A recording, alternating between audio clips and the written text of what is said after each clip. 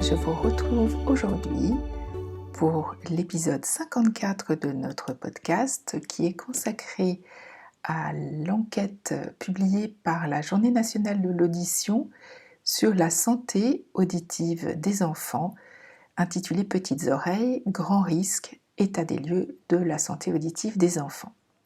C'est un thème que nous n'avons pas encore abordé dans le podcast, donc je suis ravie de discuter de ce thème avec vous aujourd'hui. Alors, tout d'abord, avant de vous commenter les résultats de cette enquête, quelques premiers chiffres assez inquiétants sur la santé auditive des enfants. 1,3 million d'enfants en France de moins de 10 ans ont consulté un ORL pour des problèmes d'acouphènes. 1,3 million, c'est quand même beaucoup.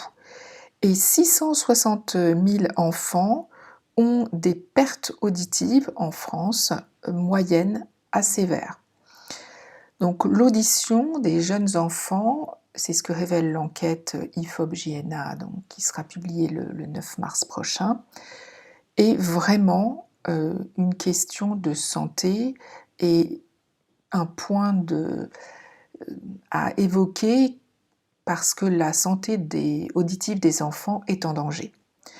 J'en avais parlé pour ceux qui me suivent sur Instagram récemment dans un post où le nombre d'enfants qui écoutent plusieurs heures par jour de la musique avec un casque sans aucun contrôle du volume sonore ou qui assistent à des événements avec un niveau sonore très élevé sans protection génère évidemment des problèmes d'audition mécaniques, soit tout de suite après l'exposition au son fort, soit à terme, à moyen ou long terme, mais qui ne manquera pas d'arriver. Donc, la mise en place du suivi de l'audition dans le parcours de santé des enfants a été évoquée tout au long de cette enquête. Alors, pour commencer, donc cette année, la Journée nationale de l'audition a choisi ce thème central pour cette campagne.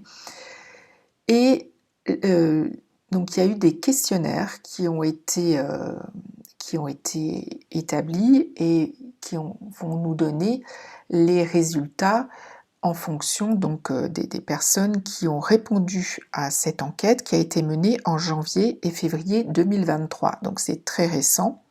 Et qu'est-ce qui apparaît pour le résultat et l'analyse de ces chiffres? C'est que la moitié des parents ne sont plutôt pas ou pas du tout informés des enjeux de la santé auditive de leurs enfants.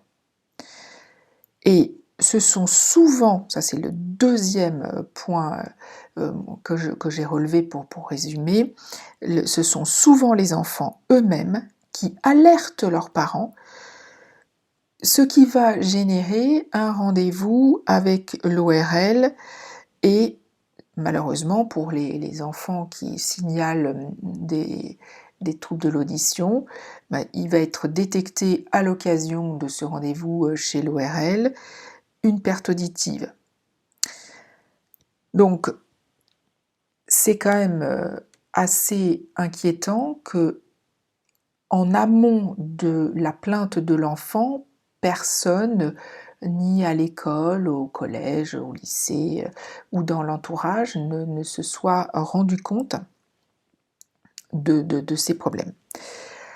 Alors, les résultats de l'étude montrent donc en quelques chiffres clés que 40% des enfants utilisent un casque ou des écouteurs entre moins d'1 heure à 4 heures par jour, ce qui est énorme, que les parents demandent régulièrement à leurs enfants de diminuer le volume sonore, 81%, c'est énorme, des parents le font, lorsque le son est diffusé à la maison ou dans la voiture. Mais le reste du temps, Quand l'enfant ou le jeune est seul, les parents ne s'en rendent pas compte.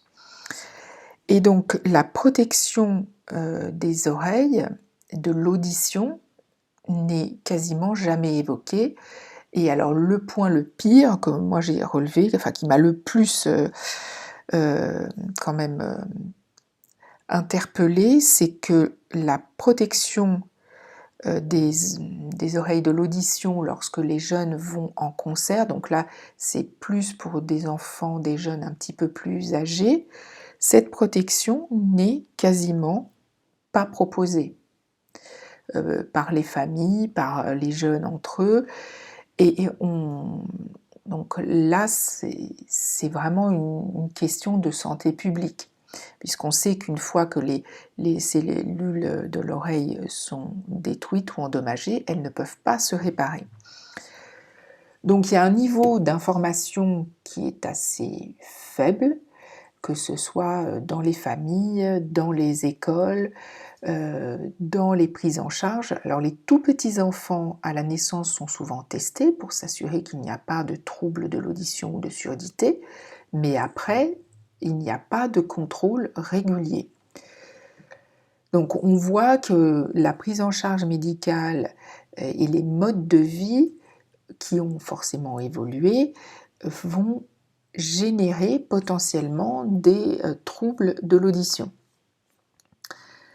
Donc ça, c'était pour les résultats principaux de l'étude. Bien évidemment, je vous joindrai bien sûr le lien pour que vous puissiez, si vous le souhaitez, consulter les résultats détaillés de cette étude.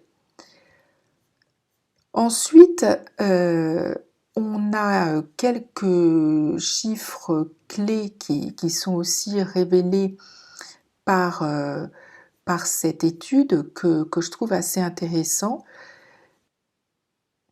Donc ce que révèle l'étude, c'est qu'il est vraiment nécessaire que les pouvoirs publics fassent de l'audition de l'enfant, mais aussi des jeunes, des ados, une grande cause de santé publique. Et ça a été révélé aussi comme attente de la part des parents. Et un tiers des parents sont inquiets pour leur enfant en matière de surdité et d'acouphènes. Et 30% des parents déclarent que leur enfant s'est déjà plaint du bruit et des nuisances sonores. Et pour 55% des parents, le bruit et les nuisances sonores ont des répercussions sur le quotidien de leur enfant, notamment dans des thèmes qu'on a déjà traités et dont on reparle ensemble régulièrement, qui sont la fatigue et le sommeil. Et pour terminer ces chiffres clés, je reparle des 2 points que j'ai évoqués précédemment. 40% des parents affirment que leur enfant écoute chaque jour des sons de la musique avec des écouteurs ou un casque, donc avec un contrôle du son qu'ils ne dominent pas. Et 81% des parents interviennent lorsqu'ils sont en présence d'un enfant qui écoute de la musique à un niveau trop élevé.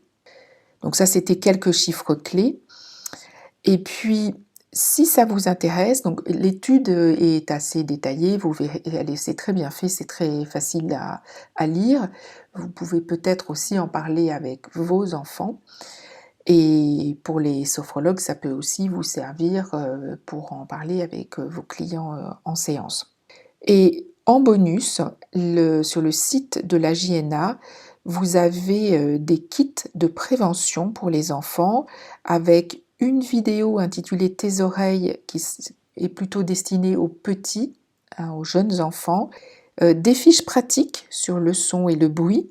Et il y a aussi une fiche qui s'appelle Atelier musical pour fabriquer des instruments de musique.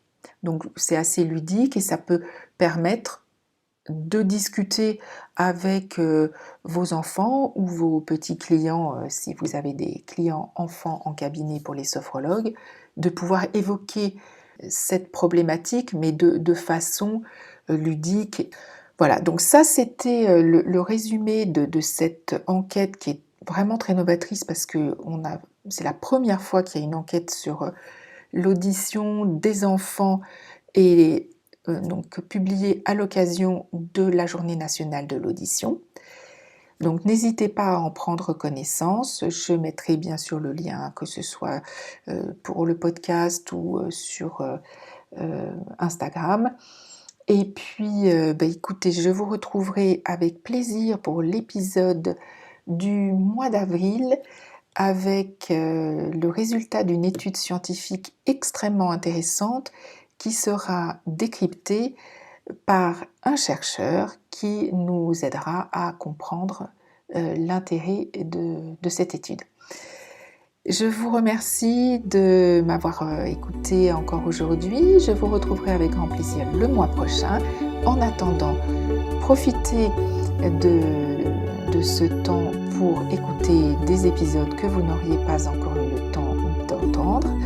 Et n'hésitez pas à me suivre sur Instagram avec mon compte Une pause pour souffler où je publie chaque semaine des articles sur le thème de l'audition.